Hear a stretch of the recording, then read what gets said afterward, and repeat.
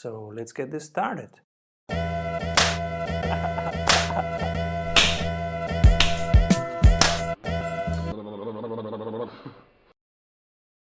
Then, welcome everybody to the Strategy Show. This is part 3 of our interview with Douglas Ferguson from Voltage Control. This time we are going to deep dive into how storytelling can enhance innovation. Hi Douglas, how are you? I'm doing well. How are you? Oh, fine, thanks. So, what can we learn from narratives and innovation? So, let me start with a little story. Early on in Voltage Control, as we were starting to bring workshops and like design sprints and other innovation workshops into corporates, I had a CEO purchase a design sprint, and he wasn't able to attend the design sprint. He he had another decider, so his product manager was deciding, and the sprint went well, and they had gained a lot of insights, and were kind of looking at how they would apply those insights and iterate on the prototype. And so I was pleased, and when I caught up with the CEO, I asked him if he had an opportunity to talk to the team and what they were saying, and they said, yeah, I ran into to Robert at the water cooler on Monday, and he said they had a blast. It was a lot of energy in the room, and they were super positive, and things felt good. And my heart sank because all that amazing work and these insights we had uncovered about the clients, and none of that was conveyed to the CEO. And that's what happens when we don't prepare a narrative. We don't have something rehearsed and ready to use. Then we just go to an emotional space, especially when we've done something like that is fun and energizing. Then that's what we're going to easily fall back on when we don't have something prescribed and prepared and rehearsed. And so it's really critical that we end workshops and think about our innovation architecture or trajectory in a way that we can kind of share this consistent narrative. And so we always end workshops now with a narrative building exercise, and ideally creating some accountability around that. And so we might have like an accountability buddy that you're going to agree to meet up with afterwards, and at the very least, there's a social accountability building by going around and building the narrative and talking about what's important for us to do next, and who's agreeing to what, and that work that we're doing is a final point of alignment, because especially in a design sprint, we start off the week getting into heavy alignment, and that's really critical so that our purpose is clear and we're on the same trajectory. Well, now that we've landed the plane, how do we get to a high degree of confidence around our alignment to make sure we're still really crisp on that? And so it's not only beneficial that we've rehearsed and prepared something that we can be ready to use when the time comes up. It's also really helpful that we're consistent.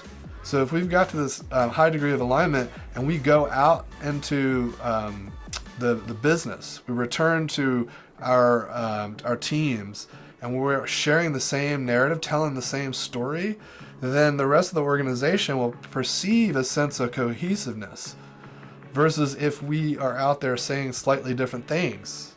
Even if they sound similar, it might breed some confusion or some concern. There might be it might just seem like there's a lack of continuity, and is this team know what they're doing? Is it because it doesn't sound very clear? So we were all in the same meeting. We want to make sure it sounds like we were in the same meeting. I'm intrigued by this idea. I was thinking of a series of situations where I think that the power of the moment is lost because we didn't write it down, or because we don't have it right here, right now. So, for example, we did our Vision 2023 now in December. So for the listeners, it's January 2020 right now. So we did this vision of where are we in 3 years, and we made it like a movie. It's a 9 pages document, and it's as tangible as possible. And I started now having this habit of in the morning, first thing I do in the morning. So I did shut up the emails. I cannot reach my inbox before 12 o'clock lunch. So before that, I start by listening to the Vision 2023. So the 9 pages document, I did record it in an audio note, and I listen to that. Then I do some most important tasks of the day, and then I go read emails, and that has made a huge difference in terms of energy and of focus. So I'm thinking of so many situations where, so we had this meeting, we have this outcome, how can we make it present the moment we'll need it? How can we embody it? How can we anchor it somewhere? So how do you do that? So after the meeting, you have reached some point of clarity. How can you ensure that clarity to still be there 3 days later or whenever it is needed? You know, it's similar to, we've developed some techniques that we like to use when we're doing alignment on day one of a design sprint. And so often we'll just rely on some of those techniques where it's a lot of active listening. So once we've gotten to some form of clarity, then we start to have a discussion around that clarity, where we're kind of documenting on the whiteboard. If I'm hearing people say slightly different things, I'm writing all these slightly different things down. It may not be totally cohesive, it might just be a word. Someone might throw out a word that I felt was, oh, that's different than what everyone else is saying. So I jot that down, and just as it's coming, I'm trying to visualize it on the whiteboard, almost like map out whatever is kind of floating around folks' heads. And then we at some point we start to explore these differences, and then crystallize it down into a coherent message. So in a lot of ways, it follows the open, explore, close dynamic introduced by Dave Gray. And once we have that, then we're in a pretty good spot. Now that we can build on that. We can think about, like, okay, if we have this message, we have this narrative, who are the different people that might need to hear this message, and do we need to nuance it? For instance, there might be customers, and there might be partners, there might be people that report to us, people that we report to.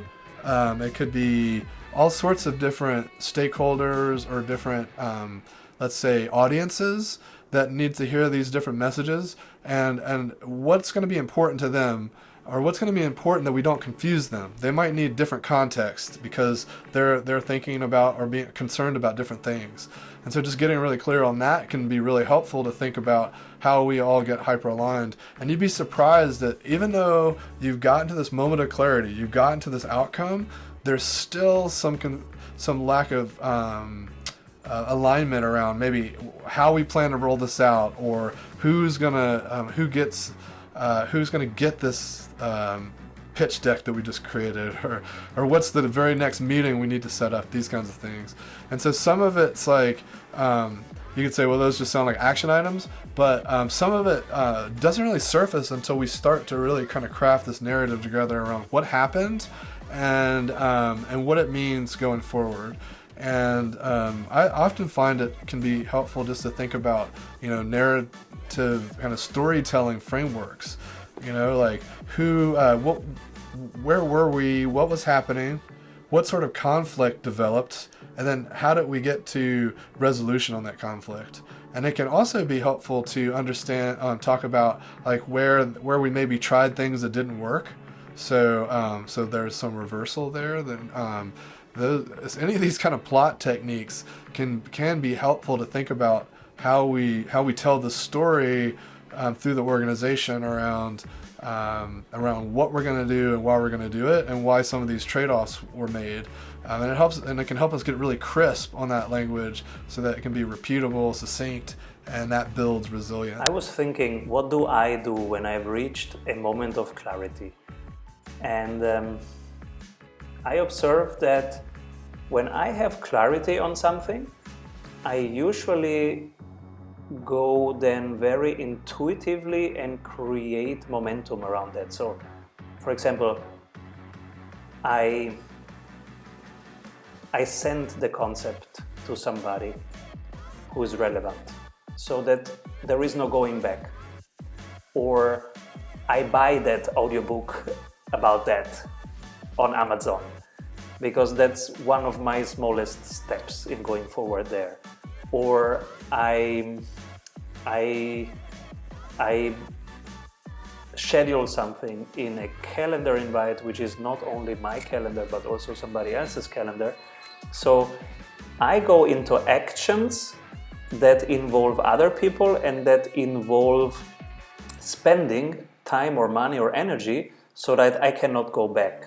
Because in that moment of clarity, it's easy to move forward, but I know that 2 days later or even 4 hours later, I will be in a complete different mode, because there will be different decisions to take and different problems to solve. So my mind will be cluttered again, and I will be in storms again and fighting fires.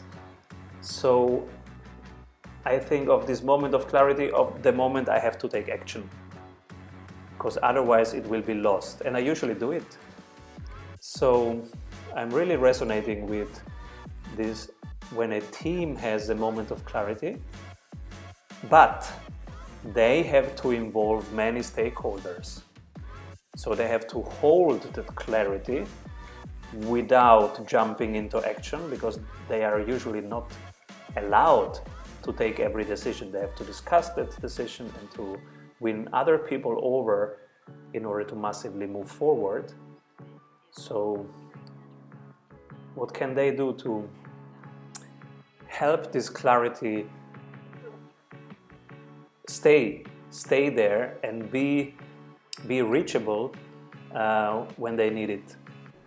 That's right. And sometimes it's about planting seeds, and sometimes it's about finding allies and bringing other people in so that you have support. As you mentioned, sometimes they don't have the authority or the power to make the decisions or do the work, or maybe there's others that maybe they do have the power to make the decisions, but there's others that they need to rely on for various capabilities or tasks. And so I think all of this can be really helpful, but if we want to build support throughout an organization for a cause, for a task, being very clear on why we're doing it and what we plan to occur, and make sure that language is really crisp and that we're all aligned on it. So when we go out and we spread that narrative to build more support for our initiative, then we're going to be more resilient and more clear and consistent. Thank you so much, Douglas. Thank you for this third part of our interview. It was such a pleasure to have you here. It's good to be here. And yeah, hope to have you very soon on our show. And have a great day. You too. Bye-bye. Bye.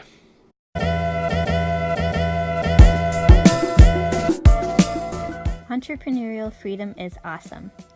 It's also a lot of hard work to get there. And when you are there, it's easy to lose your grip. Our community of 16,000 entrepreneurs is getting stronger and stronger every week because we amplify each other. We share what works and drop the rest. We test, refine, improve. Check strategysprints.com to build up your business and have fun doing it.